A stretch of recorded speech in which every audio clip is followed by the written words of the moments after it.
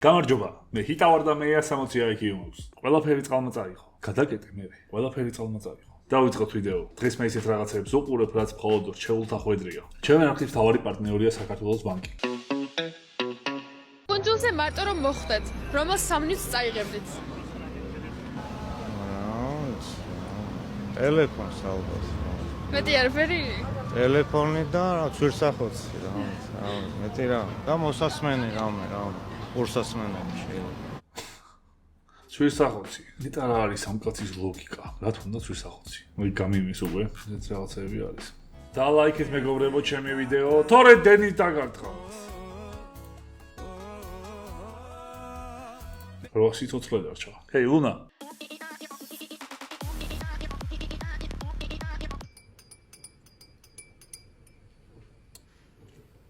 ნათიელა გათახსირებულმა რომ მიატოვა მისი შვილები, ხო? ამიდან პატარა ბოჭმა 15 წლის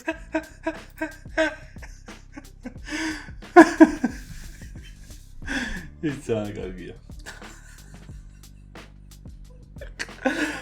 ამაზე რო ეკრევა ისეთი ხმები არის. ნათიელა გათახსირებულმა რომ მიატოვა მისი შვილები, ხო? ტოპ.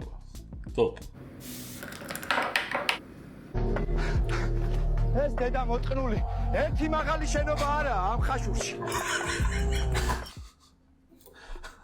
ჩემზე გაკეთებული ედიტი შემხსა. ეხლა რა ხდება? მე რო რაღაცაზე ვარიაქტებ, მაგაზე ვარიაქტებ ახლა.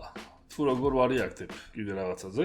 ბოლო პერიოდში ბევრ ადამიანს შევპირდი რომ მათ რაღაც პროდუქტებს გავარეკლამებდი ვიდეოში და დამიგროვდა ეგეთი. ხო და ამ ვიდეოში ჩავსვამ ხოლმე ამ რეკლამებს და არ გამიბრაზდეთ. ხო ვიცით რომ კეთილი საქმეები თუ არ ვაკეთეთ ხალხმა, ისე რა დღის ეს ცხოვრება. მოდი არ გამიბრაზდეთ კი არა, პირიქით გამახსნებით, რომ უფრო სულგრძელი ადამიანი გავხდე. მე მუშაობ ამაზე და თქვენ ცოტათი დამეხმარეთ. და დალაიქეთ კიდევაც და ეგეც დამეხმარება სულგრძელობაში თუ არა. ამ ვიდეოს უფრო ბევრი ადამიანს აჩვენებს და ეგეც ასწორებს. Oh my god. როგორ ხმას გამოსცემს? მეგობრებო, ზაფხულია და მანქანები იბერება. თუ ეს AI-ა. Infinity გაიბერა. ასე კაპოტი როგორ უნდა გაიბეროს? Oh my god. სუპერმარკეტის урна დადნა. ისეთი სიცხეა, ბანანი ამოვარდა თავისი ქერქიდან. ვაუ.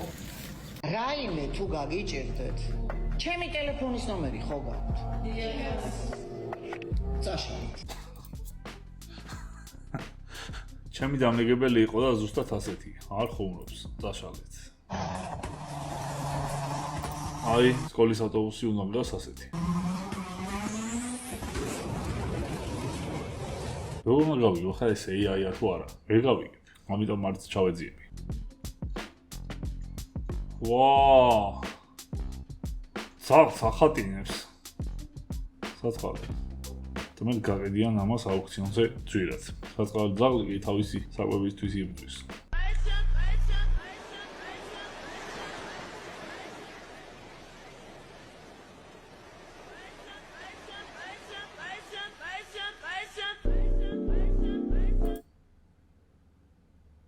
Oh my god, ეს საშინელება იყო. უბრალოდ ესია ეს რაც ვიმა.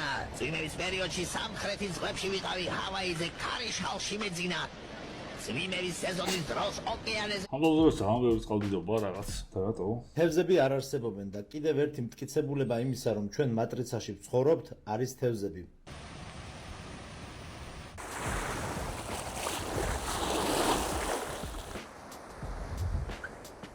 აი აქ ვარ, აი თევზები რას ფიქრობენ?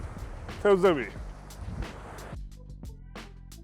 თუ მცირე ან მიკრობიზნესი გაქვს ან ახლა იწყებ, საქართველოს ბანკს აქვს ძალიან საინტერესო შეთავაზება. საქართველოს ბანკს აქვს ტერმინალი, რომელიც სალარო აპარატის ფუნქციასაც ითავსებს. ანუ ბიზნესისთვის ორი სხვადასხვა მოწყობილობა აღარ იქნება საჭირო. კიდევ ძალიან კარგი ამბავი ის არის, რომ ნებისმიერი ქართული ბარათით გადახდისას 0%-იანი საკომისიოა. ასევე ტერმინალის სარგებლობა პირველი 3 თვე უფასოა. 3 თვის შემდეგ კი ფიქსირებული გადასახადია. თან მომხმარებლებისთვისაც მაგარია, რადგან პლუს ბარათით გადახდის შემთხვევაში დამატებით პლუს ქულებს დააგროვებთ. თევზები არ არსებობენ და კიდევ ერთი G2G-ს აქვს თევზების არხი. აქედან შაუთ-აუთი გავუკეთოთ და გინდა თქვათ რომ ან G2G-ს თევზები არსებობენ? აბა რა უყვარს ადამიანს ყველაზე მეტად?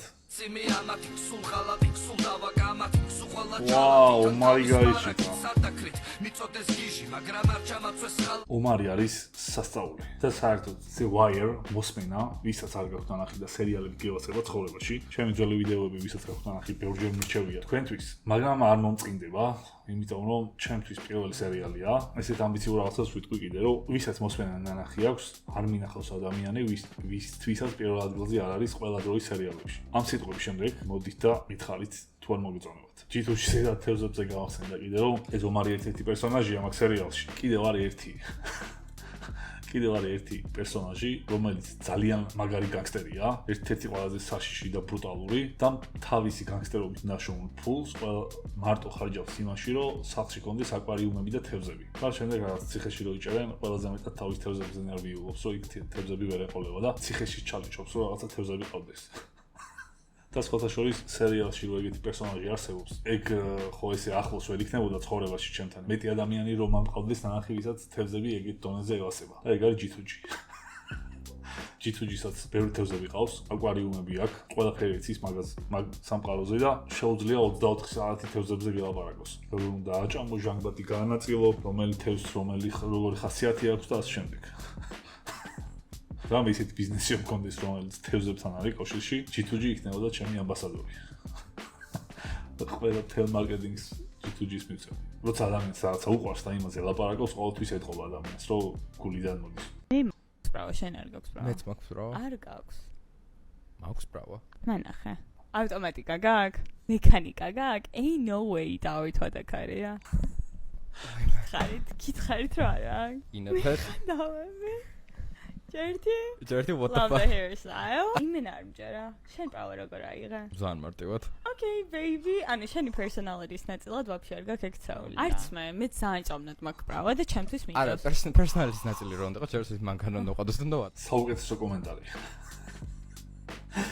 მაიკადრიზე დაიდო ქართულად. როგორი კომენტარები დაწერა იცით რა. ალბათ ინტერნეტში ეს ვიდეოებზე და პოსტებზე და რაღაცებზე კომენტარები რო არ იყოს. არავინ არ შევიდოდა. რამდენიმე კვირის წინ ჩემმა ერთ-ერთმა გამომწერმა მომწერა, რომ შექმნა ბრენდი არაქისის კარაქი. თუ მოგეწონება, მითხარიო, შენი აზრი ჩემთვის მნიშვნელოვანიაო და თან რამდენიმე სხვადასხვა გემო გამომიგზავნა. მე კიდე ძალიან მომეწონა და თუ სადმე შევხვდებათ მაღაზიაში არაქიტო, იცოდეთ რომ ძალიან გემრიელია. ვაწვით რენდომ ინფორმაციას თანამშრომლებს. ორი ცივყავა დავრგე. ორჯერ დავრგე ცივყავა. დღეს ორჯერ დავრგე ცივიყავა. მგონია რომ ჩემი ერთ-ერთი ფავორიტი კონტენტი ვიპოვე შემთხვევით. დღეს 8 საათზე გავდივარ სამსახურიდან. 8 საათზე? ხო. მერბარე. დღეს ნახევარი თველი თავით წამოვედი სამსახურში. რატო? ჩავთო დედა? ჯეკო. დღეს წამლები დავლია ყველა. ყველა წამალი დავლია.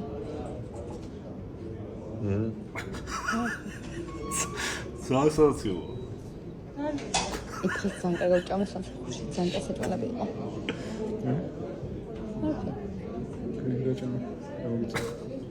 ყველაფერი. ჩემი აზრით ეს კონტენტი ყველა უნდა გადაიღოთ, ვინც სამსახურში დავიხართ. და სულ ბევრი ნახვა იყო. სასაცილოა.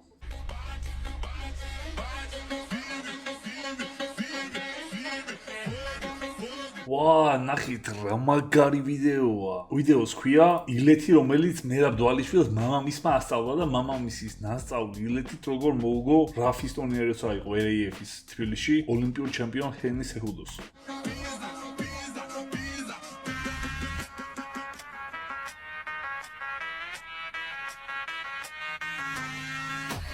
და მე მამამის ჩაიხუტა. რა მაგარი მომენტია ეს როგორ გავმაზე. რაღაცა ძალიან თბილი მომენტია, რომ ესეთი მსოფლიოს ჩემპიონი და თავის წონაში უძლიერესი ადამიანი ეს მამამისის ნასწავლი ილეთით რო იგებს და როგორც მამამისი აკეთებს რაღაცნაირად ზუსტად ისე. კიდე აჯიკაიები მიგზავნიან ხშირად თავიანთ აჯიკებს თან ძალიან ბევრს. სხვადასხვანაირს ნაირს და უგემრიელესია. ამასთან გურული აჯიკა თითქმის მთლიანად შემომეჭამა. იცოდეთ რომ აჯიკაიების აჯიკები ასწორებს.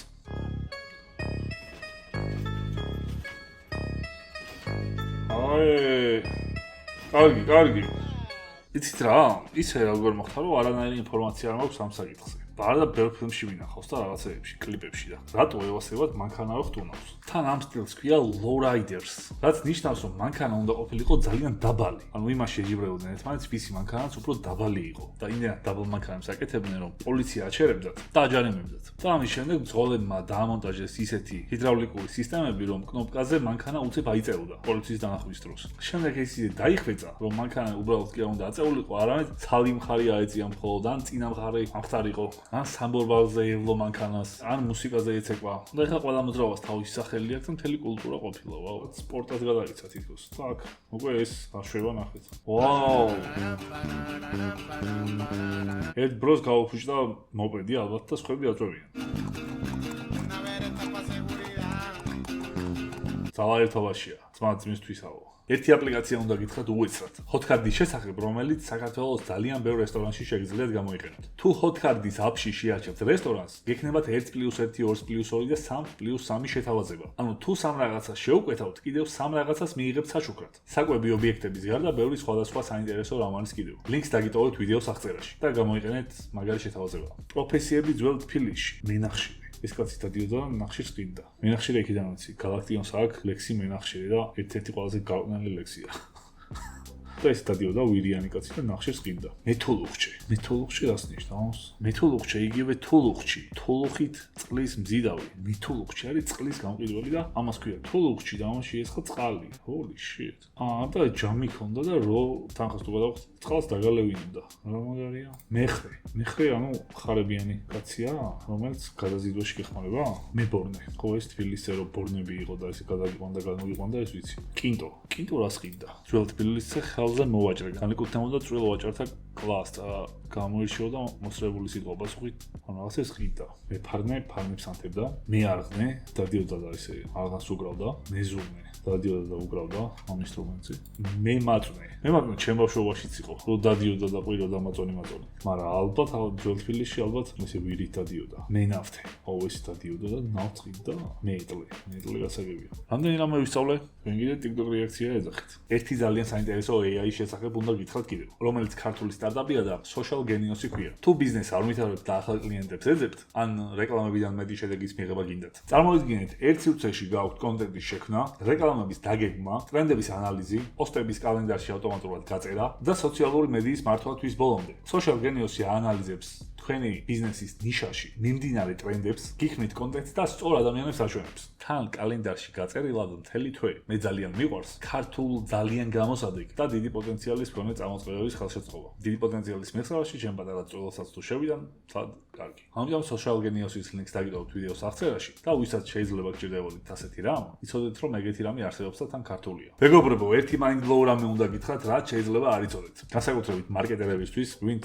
ცდილობთ რომ ძირითადად სოციალურ ქსელში თქვენი რეკლამა გაანთავსოთ სწორად, მაგრამ ესეც რომ არ დავიწოვდეთ, ჩემი აზრით ეს ინფორმაცია ზოგადად ყველასთვის მნიშვნელოვანი შეიძლება იყოს, რადგან ინტერნეტში რა ამინდია, ეს მნიშვნელოვანია ყველასთვის. და ინტერნეტში როგორი ამინდია? TikTok-ზე უნდა გითხრათ ახლა ეს სიახლე, მაგრამ ცოტა ფართე სურათი რომ დავინახოთ, რა მოხდა ნახეთ. ინტერნეტში არის ორი დიდი გიგანტი, ხო? Meta, რომელსაც ეკუთვნის Facebook-ი და Instagram-ი, კიდევ WhatsApp-ი, მაგრამ ამ შემთხვევაში Instagram-ი და Facebook-ია ძირითადად მთავარი და Google-ის არის YouTube-ი. დაახლოებით 15 წლის წინ Facebook-მა გადაწყვიტა, რომ უნდა იყოს B2B ბიზნესი, რომელიც მუშაობს ბიზნესთან და მისი კლიენტია ბიზნესი. შესაბამისად, როცა ვიდეოებს დებთ Facebook-ზე, ძირითადი ფულის შოვნის მექანიზმი Facebook-ისთვის გახდა ის, რომ კომპანიებმა და სხვადასხვა ტიპის ადამიანმა, ვისაც უნდა რომ ამ პლატფორმაზე ბევრი ნახვები ქონდეს, უსთიში უნდა გადაიხადოს ფული, ანუ რეკლამაში. ნახვებში. და ამით ძალიან დიდი თანხა იშოვა Facebook-მა წვრილი ბიზნესიდან დაწყებული უდიდეს ბიზნესამდე, არჩევნების დროს, არჩევნები რომ ქვეყანაში სტარდება, იქ ყველა პარტია სულ მაგაში ბევრ ფულს ხარჯავს, ისედაც უამრავი სტილის კამპანია არის და მოკლედ Facebook-ზე რეკლამის განთავსება გახდა ერთ-ერთი უდიდესი რამ მთელ მსოფლიოში. YouTube-ზე იყო სხვანაირად. YouTube-ზე გადაწყვიტეს, რომ YouTuber-ები უნდა იყვნენ დიდები, ძლიერები, თუ კომპანიას უნდა რომ YouTube-ზე პოზიციონირებდეს, უნდა ითანამშრომლოს YouTuber-ებთან. და სისტემაც ისე არის აწყობილი, რომ ვინც ბუსტავს, ანუ ნახვებს ყიდულობს YouTube-ზე, იმის არხი თითქოს მაგაზე გადაეწყობა და ორგანულად ნახვებს აღარ აჩვენებს. მთელ დედამიწაზე დიდ კომპანიებს თუ უნდათ რომ YouTube-ზე იყვნენ, უნდა იყვნენ YouTuber-ებთან, რომლებიც იმ ქვეყანაში მოღვაწეობენ და ასეთი სისტემაა. Facebook-ზე თუ გინდა რომ ნახვები გქონდეს, უნდა გადავხადოთ Facebook-ს, YouTube-ზე თუ ნახვებს აგროვებთ, თვითონ YouTube-ი აქეთ გიხდის. TikTok-ი იყო YouTube-ის ხარეს თითქოს მაგ ნიშაში, იმიტომ რომ ნახვებს აგენერირებდი და მონეტიზაციაც ჰქონდა 6 ქვეყანაში. და საქართველოშიც ისე ჩამოყალიბდა, რომ ძალიან დიდი ბიუჯეტები წავიდა TikTok-ში. რადგან TikTok-ზე ნახვები არის ორგანული, როგორც YouTube-ზე. ანუ ადამიანები ბუსტით კი არ ნახულობენ შენს რეკლამას, მართლა ნახულობენ.